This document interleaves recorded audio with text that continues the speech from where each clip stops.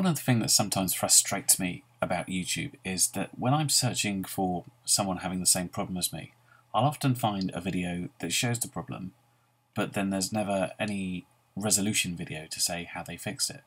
So I had a couple of problems on my Storm recently, and I've sorted them out, so I just wanted to post this up to say what I did, just in case someone comes across my originals and wonders what happened.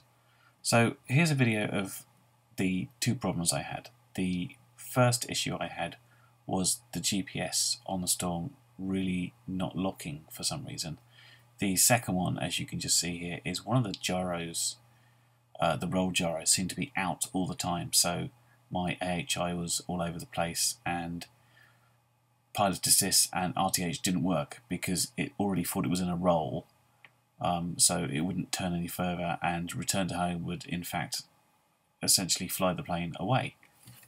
So for the GPS antenna, I started off with it over here on the plane, and you can see that's as far away as the VTX that I could get it, which I thought was quite a good idea, but it just wasn't locking.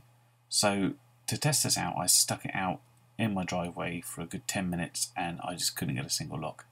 I then took it off the plane altogether and popped it out in front like this, and hey presto, I got a lock within 15 seconds and a strong number of satellites.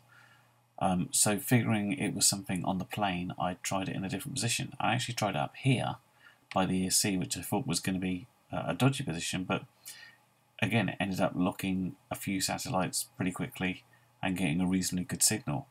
So what I actually ended up doing is keeping it there, but adding this ferrite core that then locked in every single satellite could pretty quickly, and it's been flying really nice ever since.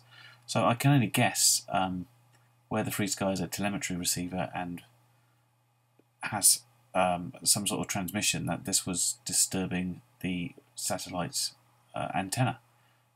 So I'll be being careful if I ever need to put one close to a FreeSky receiver again. The problem with the gyro going out seemed to be a bit more straightforward. I tried lots of things to try and reduce the vibration which I thought I was getting, but I ended up showing my video to Extraline, who is one of the developers of Storm and hangs around RC groups. I showed him the video and he replied saying he thought it looked like vibration, but he was happy to send me another main board for Storm if I wanted to test it out and see how that went.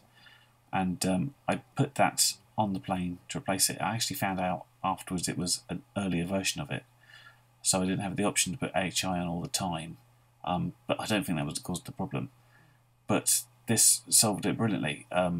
I'm able to fly, the gyro looks correct, so PA works and RTH works. I've actually had to use RTH for an extended period of time here, as I'd just taken off and had sort of 20 horses suddenly turn up and were quite frisky and were causing some issues. So I had to literally put the plane in RTH, grab my stuff and wander off to an area where I felt safer.